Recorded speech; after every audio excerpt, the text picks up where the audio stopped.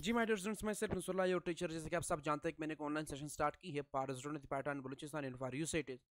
सो उस सेशन के सिलसिले में आज का जो हमारा टॉपिक ऑफ डिस्कशन है वो है फाइंड वैल्यू ऑफ वेरिएबल्स।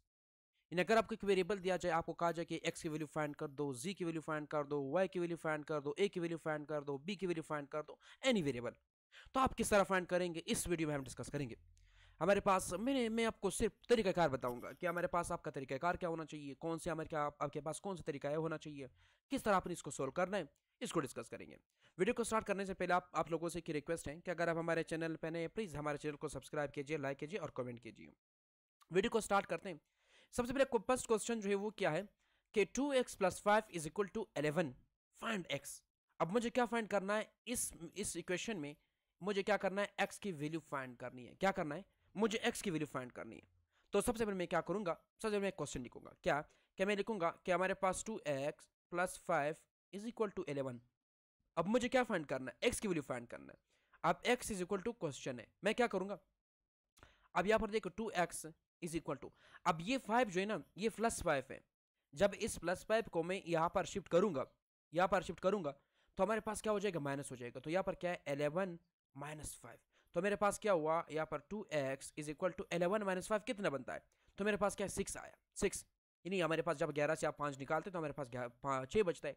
अब यहाँ पर देखो, ये 2 इस नंबर के साथ, इस वेरिएबल के साथ क्या हो रहा है, मल्टीप्लाई हो रहा है।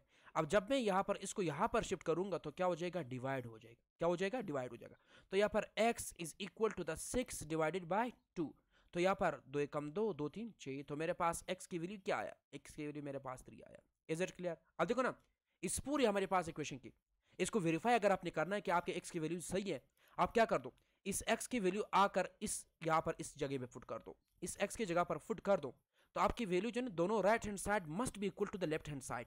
यानी आपके जो लेफ्ट हैंड साइड है वो राइट हैंड साइड के बराबर होना चाहिए, या आपका राइट हैंड साइड जो है लेफ्ट हैंड साइड के बराबर। ये आपका होमवर्क है, ये आपने क्या करना है, इसका क्वेश्चन को चेकअप करना है कि यहाँ हमारे पास अगर मैं इस वैल्यू को, यानी यहाँ पर इस x की जगह पर, अगर इस x की जगह पर मैं 3 पुट कर दूं, क्या दोनों इक्वेशन सेम आ रहा है, राइट हैंड साइड जो है लेफ्ट हैंड साइड के बराबर आ रहा है या नहीं। अगर आ रहा है इसका मतलब है कि आपका आंसर सही है, अगर नहीं आ रहा है तो इसका मतलब कि आपका आंसर रॉन्ग है।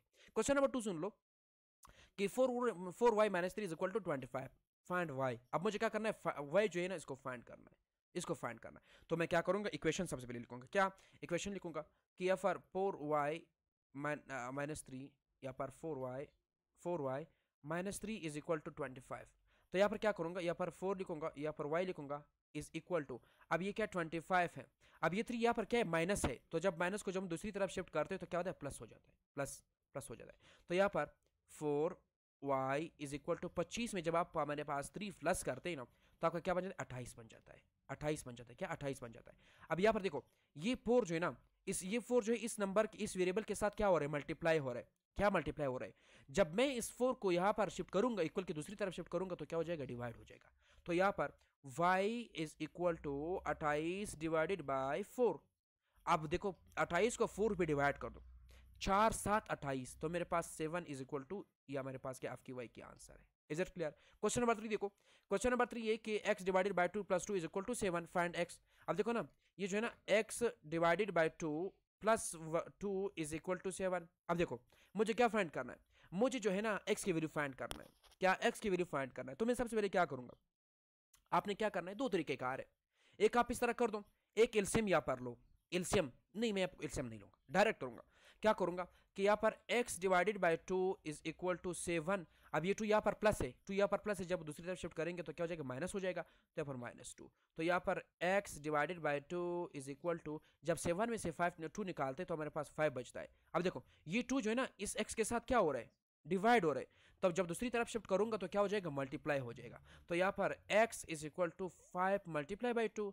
तो यहाँ पर x = 10, x की वैल्यू क्या है, मेरे पास 10 आ रहा है। इज इट क्लियर, ये आपको क्लियर हो रहा है। उसके बाद क्वेश्चन नंबर 4 देखो, क्वेश्चन नंबर 4 ये है कि यहाँ पर 3z + 2 = 7। अब मुझे क्या फाइंड करना है, z की वैल्यू फाइंड करना है। तो मैं क्या करूंगा, यहाँ पर 3z = 17 - 2 करूंगा, क्योंकि 2 यहाँ पर प्लस इस तरफ आकर माइनस हो जाएगा। तो यहाँ पर देखो, तो यहाँ पर 3z = 17, 17 से 2 निकाल दो तो यहाँ पर 15 बचता है। तो यहाँ पर z = 15 / 3, क्योंकि 3 यहाँ पर मल्टीप्लाई हो रहा है ना, जब दूसरी तरफ शिफ्ट करूंगा तो हमारे पास डिवाइड हो जाएगा।